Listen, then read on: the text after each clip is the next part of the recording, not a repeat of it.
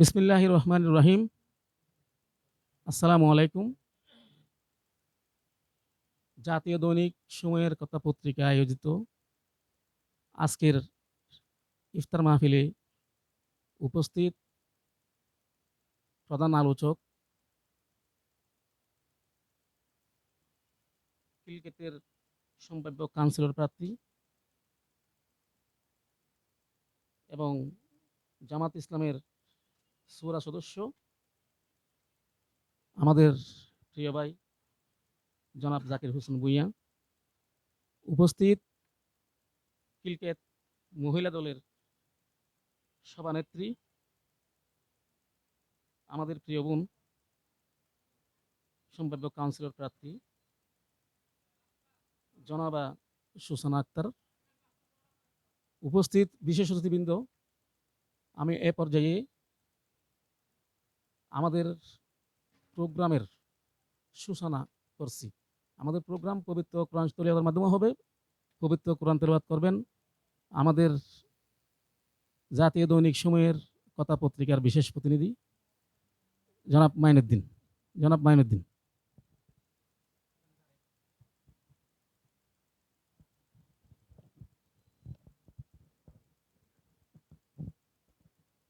أعوذ بالله من الشيطان الرجيم.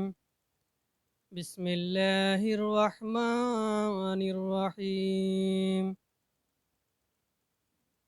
وهو الغفور الودود ذو العرش المجيد فعال لما يريد.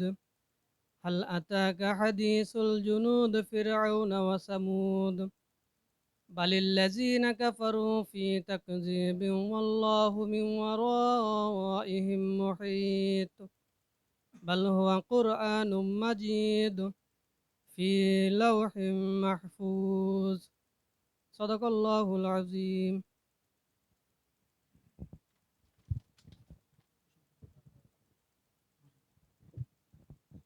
এ পর্যায়ে শুভেচ্ছা বক্তব্য নিয়ে আসছেন আমাদের দৈনিক সময়ের কথার সম্মানিত সম্পাদক সাহেব আব্দুল কুদ্দুস।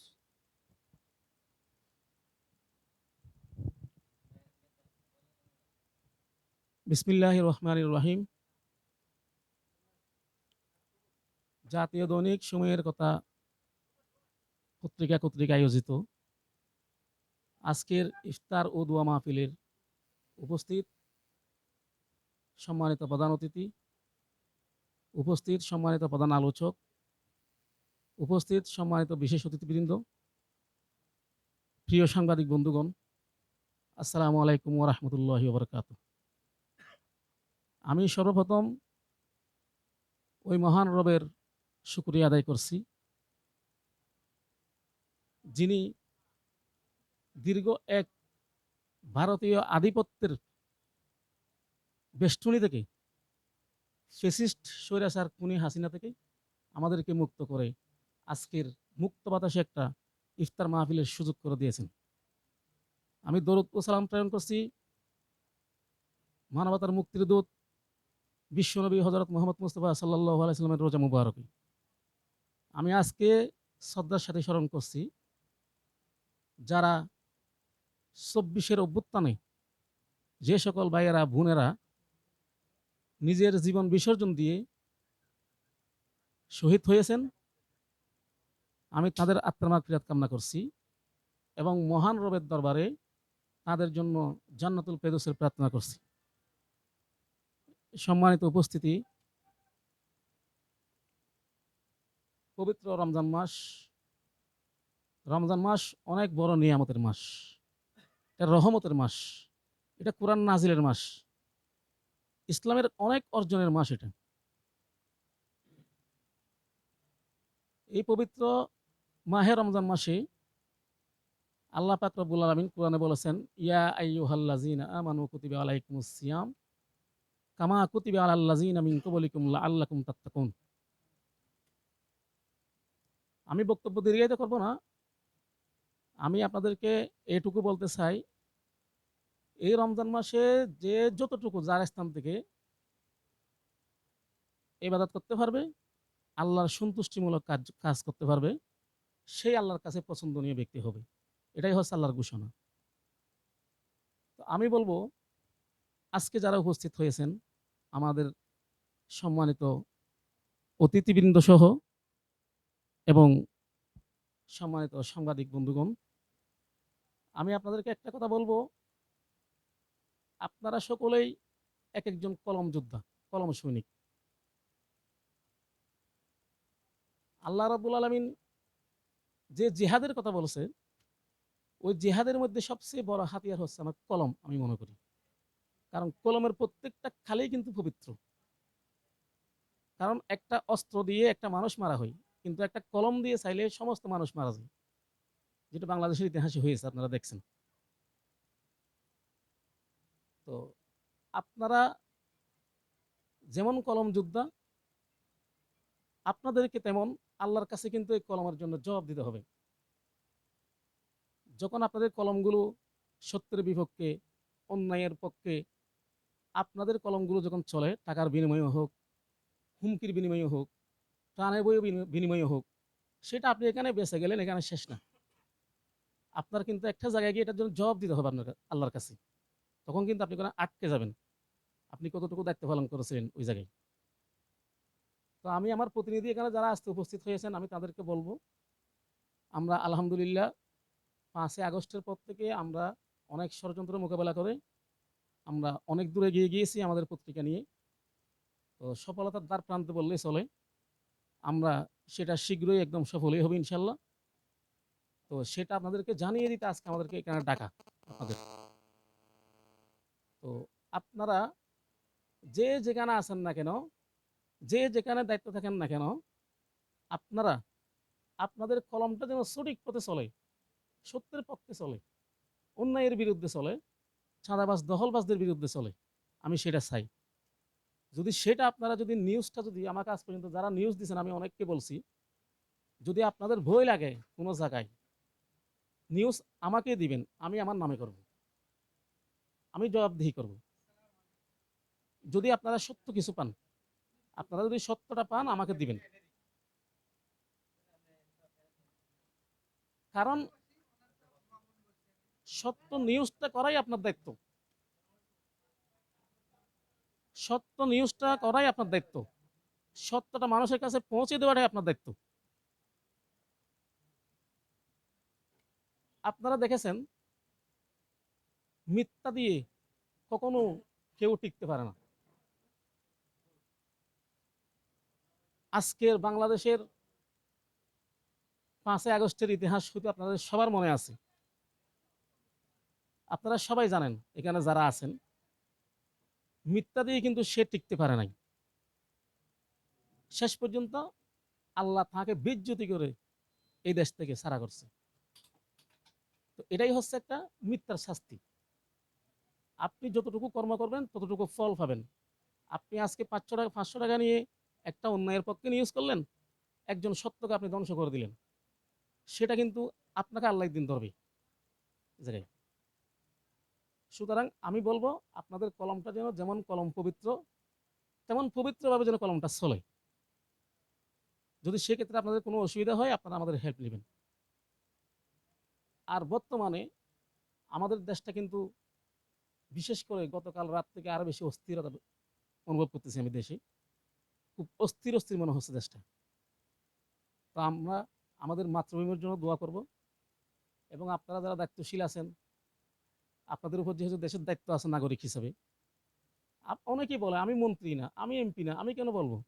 হ্যাঁ ভাই, আপনি তো এখানকার নাগরিক, এটাই তো আপনার বড় পরিচয়। আপনি নাগরিকের পরিচয় দিয়ে আপনি যদি আল্লাহ যদি আপনাকে শক্তি দিয়ে থাকে, আপনি সেটার জন্য প্রতিবাদ করবেন, মুখ খুলবেন, আল্লাহর কাছ থেকে আপনি মুক্তি পাবেন। যদি আপনি পুরুষের মতো বসে থাকেন, তাহলে তো আল্লাহ আল্লাহ আপনাকে ধরবে। যেমন আওয়ামী লীগকে নষ্ট করছি আমরা, তাদের দোষ ছিল না এই জায়গায়। তারা পেসিস্ট একদিনও হয় নাই, তারা কিন্তু ক্রমান্বয়ে হয়েছে। যখন একটা অন্যায় করছে তখন আমরা বলছি অমুক ভাইয়ের সাথে অন্যায় করছে, আমার সাথে তো করে নাই, আমার সাথে তো হয় নাই, আমি কেন প্রতিবাদ করবো? পরের দিন কিন্তু আমার সাথে হয়ে গেছে। এভাবে কিন্তু তারা আস্তে আস্তে পেসিস্টে গেছে। ঠিক আজকের বাংলাদেশে যারা অস্থিরতা সৃষ্টি করতে চায়, এটা মূলত তাদের একটা ষড়যন্ত্র। দেশে তারা ইনভেস্ট করে আমাদের বিভিন্ন দলের যারা কিছু নেতাকর্মী আছে, যারা টাকা লোভী, আপনি খবর নিয়ে দেখেন, যারা চাঁদাবাজি, দখলবাজি, জুলুমবাজি মানুষকে করতেছে, সে যে দলের হোক, অথচ তার দলের কোনো পথ নাই, শুধু নামটাই ছিল তার কোনো না কোনোভাবে। তারা দলকে প্রশ্নবিদ্ধ করতেছে একদিকে, আরেকদিকে আওয়ামী লীগের কাছ থেকে সুবিধা নিয়ে দেশে অস্থিরতা তৈরি করতেছে। এই অস্থিরতা ঠিক একদিন আওয়ামী লীগের মতো ফেসিস্ট পর্যায়ে যায় পৌঁছাবে, তখন কিন্তু আমরা আর রক্ষা করতে পারবো না। তখন রক্ষা করা খুব কঠিন হয়ে যাবে। কারণ আমরা তো এখন মেঘ দেখতেছি, মেঘটা তো যে কোনো সময় বৃষ্টি হবে। বৃষ্টি হলে তো আপনি সারা দিয়ে কাপড় দিতে পারবেন না, এটা চরম বৃষ্টি হবে। তখন তখন কি করবেন আমার বলেন? আমি এই কারণে বলতেছি, এই দেশে যা হচ্ছে এখন, অস্থিরতা যা হচ্ছে, এখানে আমাদের সর্বদিকে চোখ কান খোলা রাখতে হবে। এটা একটা পুরাটা একটা ষড়যন্ত্র। ষড়যন্ত্র করে তারা চাচ্ছে দেশটাকে কলঙ্কিত করে বিশ্ব দরবারে। এই দেশে আইনের কোনো শাসন নাই, এটা নিশ্চিত করে তারা এই দেশটাতে আগের মতো ফেসিস্ট শক্তি প্রয়োগ করবে, ভারতের আধিপত্য শক্তি প্রয়োগ করবে ইনশাআল্লাহ। সেটা যদি আমি মনে করি বাংলার জনগণ যেভাবে জুলাই নামছিল, সেই স্পৃহা যদি রাখে ভিতরে, কোনোদিন তারা সফল হবে না। কারণ যে যত চক্রকারী হোক, আল্লাহ কিন্তু সর্বোত্তম পরিকল্পনাকারী, সেটা আপনাকে বুঝতে হবে। আমি এই কারণে বলতেছি, আমাদের আজ এটা রমজান মাসের কোনো, আপনার রমজানের কোনো বিষয় না। এই বিষয়টা আমি সম্পূর্ণ একটা আলাদা পার্টসে বলছি। কেন? একটা কারণে, সেটা হলো কি, আমরা রোজা রাখি, নামাজ পড়ি, যা যা করি না কেন সবকিছু এক ধরনের এক একটা জিহাদ আল্লাহর জন্য। ত্যাগ করে দিই, সময়টা ত্যাগ করে দিই, জীবনটা ত্যাগ করে দিই, টাকাটা ত্যাগ করে দিই।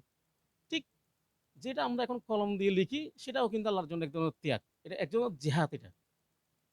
তো সেটা যেন আল্লাহর জিহাদের পর্যায়ে যায়, কলমটা কলমটা যেন অন্যায়ের পক্ষে না যায়, সেটা আপনারা খেয়াল রাখবেন। আমি অনেক শুনছি সাংবাদিকেরা 500 টাকা নিয়েও সত্যকে মিথ্যা বানিয়ে দেয়।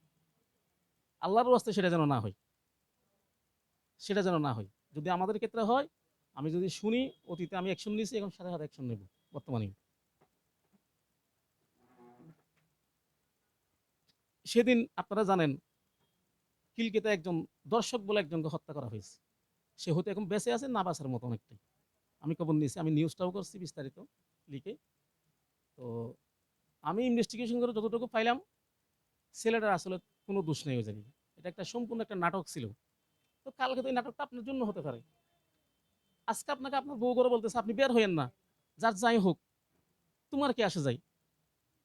হ্যাঁ রে, সেটা তো আপনার জন্য আসতে পারে কালকে, আপনাকে গিয়ে ধরতে পারে দর্শক বলে, আপনার একজন শত্রু।